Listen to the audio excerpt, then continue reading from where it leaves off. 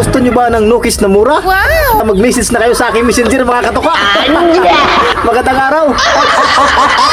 Sa mga Bisaya diya, Surigao noon, taga Butuan, taga Siargao, taga Dinagat, pwede akong mag-share doon sa inyo mga idol dito. Sa malapit lang dito sa lugar ko.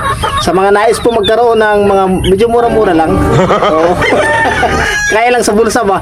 Meron ako dito mga idol, panoorin nyo ito, papakainin ko sila. Oh.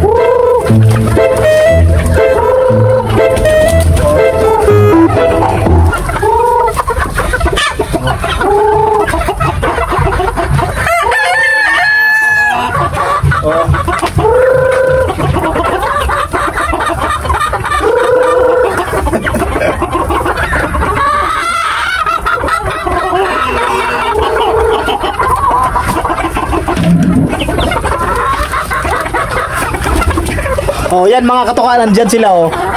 So meron dito, kasi tagdadalawa to, meron sweater Boston, meron din pong crosses, mostly po crosses po ito mga katoka. Ito, kamula po ba yan, cross sa sweater Boston. Yan.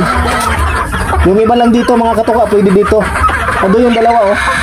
Yung dalawa yan, yan. Ang magkapatid na yan, pwede yung isa dyan. Kaya, mag-message naman po kayo. Sa mga nagtatanong po kung alam nyo na, HM ba HM? Hindi natin pwede i-mention dito mga kaibigan. Mag-message kayo sa akin sa messenger. Meron po akong Facebook account. Ang ginagamit ko sa messenger ngayon ay yung Milpi Burga. Yung naka-t-shirt ako ng pula. Doon kayo mag-message po sa akin. Paminsan-minsan, sinecheck ko rin po yung Milpi Katoka. Check ko din po yun mga idol, no? Hindi ako nagre-reply dito kasi bawal po mga kaibigan. Alam nyo na, medyo mahigpit yung ating sistema dito. Doon lang tayo mag-usap sa messenger. Huwag kayong mag-alala mga katoka. Teka lang, kate. Kinakata ko na lang doon. Huwag kayong mag-alala. Ay, hanggat maaari po, kung kaya lang natin na i-ship sa patutunguhan, so, doon sa mga na-mention kong lugar, wala na kayong babayaran sa shipping.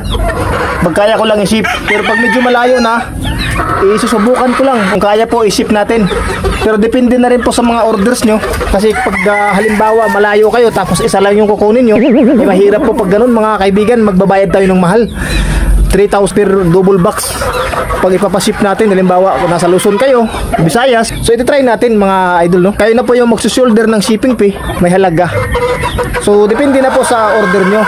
So kung 2 plus 2 heads or more than, pwede naman siguro. So yun lang mga idol, no? Kaya sabi ko sa inyo kanina, gusto ko magkapira. I-message lang po ako doon sa messenger lang po ha. Ulitin ko po, sa messenger lang. Hindi ako nagre-reply dito sa YouTube, sa comment section. Kaya sa mga nagtatanong po sa akin, pagpasensya nyo na, sa messenger po ako nagre-reply. Doon tayo mag-usap. Ganon din po sa Facebook. Baka mayroong mag-comment sa mga video ko, hindi po ako nagre-reply sa Facebook. Ganon din po yun eh, medyo masilan. Ayun lang mga katoka, no? God bless po sa ating lahat, sa mga nagmamanok dyan. Tuloy sa pagpapakain. Oh.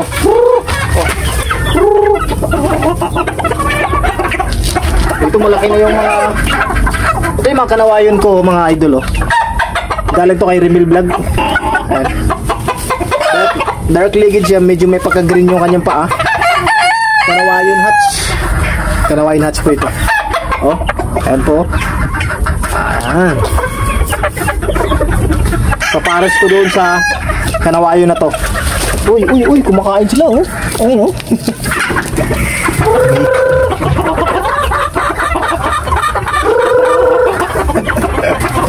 Kain.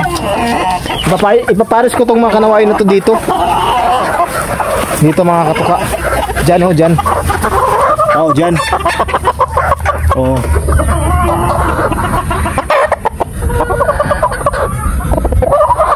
So, malapit na siguro ito maglubog kasi hulog na yung kanyang mga buntot. At siya nga pala mga kaibigan, ma-mention ko lang po sa inyo.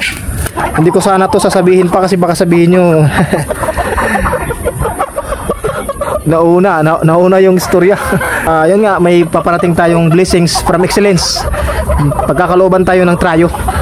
So yung pinili namin, actually ako po at saka si Remil, yung napili kong linyada ay yung kanawayon from RRZN.